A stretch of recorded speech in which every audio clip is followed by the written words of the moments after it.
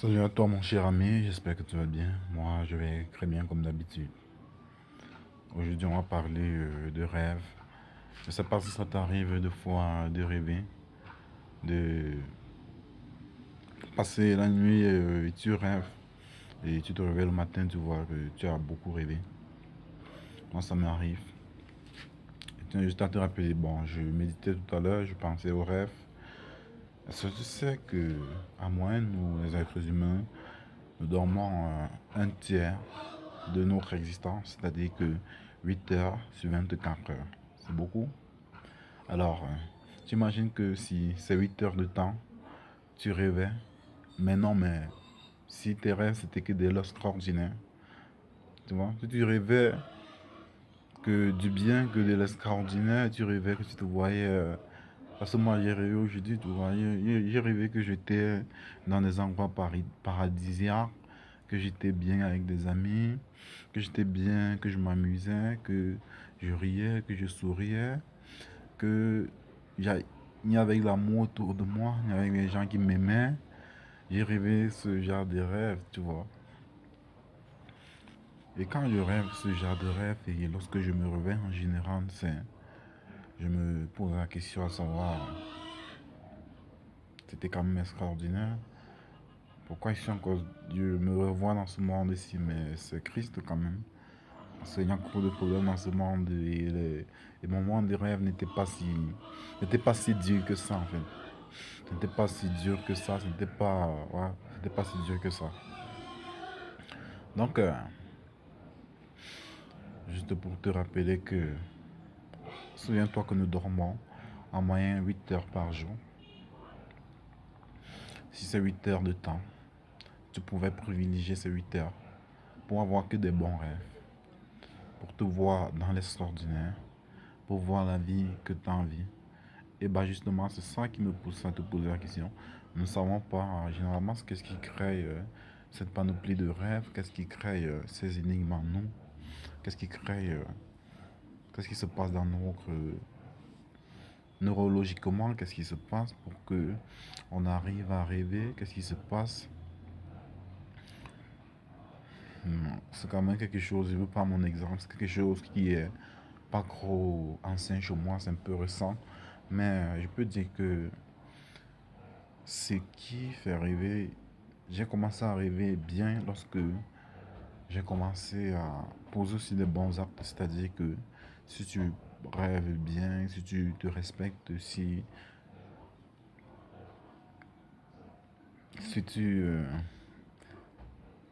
le rêve va toujours se ficeler, il va s'accrocher, il va s'agripper, il va se griffer sur un événement, tu vois. Il va se griffer sur quelque chose. Disons, dans la réalité, nous sommes dans la réalité entre nous. Dans la réalité, moi je suis peut-être paresseux ou peut-être sucre voleur mendiant. Bah, cet événement-là peut se répercuter dans le rêve et avec, avec la magie, le chambouillement de l'imagination, ça crée complètement. C'est l'imagination, on ne sait pas ce qui va se passer.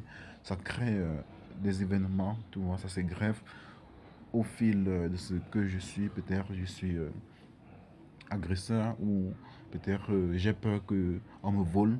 Mais dans le rêve, je peux voir qu'on me vole, tu vois. Ou peut-être des fois je rêve d'avoir une belle voiture, comme ça aussi, presque inconsciemment. Mais dans le rêve, je peux voir cette belle voiture-là.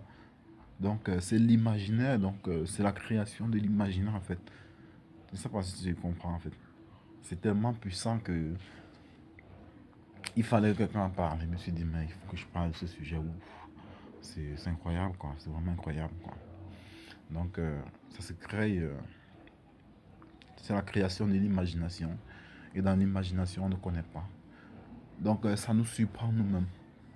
Ça peut être le concret de ce que je veux, comme ça peut être tout, comme ça peut être complètement ce dont je désire en fait. Peut-être moi je peux désirer la plus belle femme du monde, mais la plus belle femme du monde c'est quoi? Je sais pas.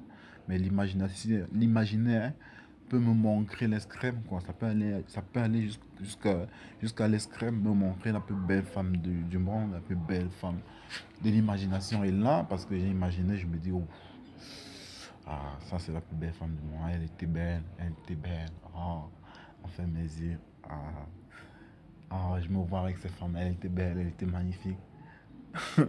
On se met à rêver parce que, en fait, c'est tellement c'est extraordinaire, c'est un autre monde. Quand on se met à rêver, on voit les choses autrement. Et c'est bien pour nous, en fait. Hein? Donc, c'est un peu ça. Mais je peux te partager, si ça t'intéresse déjà, il faut que tu me dises déjà. Je peux te partager comment est-ce que je fais pour rêver. Généralement, c'est pas que je le contrôle, mais je pense que c'est lié à certaines habitudes. Si tu poses, surtout pour rêver bien, comment est-ce que tu fais pour avoir des bons rêves? Comment est-ce que tu fais pour bien dormir? Comment est-ce que tu fais pour voir ce que tu n'as jamais vu? Voir ce que tu n'as jamais vu. Parce que c'est ça, hein. Le rêve, c'est pas quelque chose qu'on contrôle, hein. Tu peux t'attendre à tout. Et c'est possible de poser l'action lorsque tu dors. Et souvent aussi, nous sommes inconscients de beaucoup de choses. Tu ne te souviens pas forcément de tout. On sait presque rien de ce qu'on sait. Donc, c'est quand même triste, quoi. Si la vidéo t'intéresse, si tu aimes que j'en parle de ce sujet, like, abonne-toi et dis-moi ce que tu en penses en commentaire. C'était Ulrich Almond. Bye bye.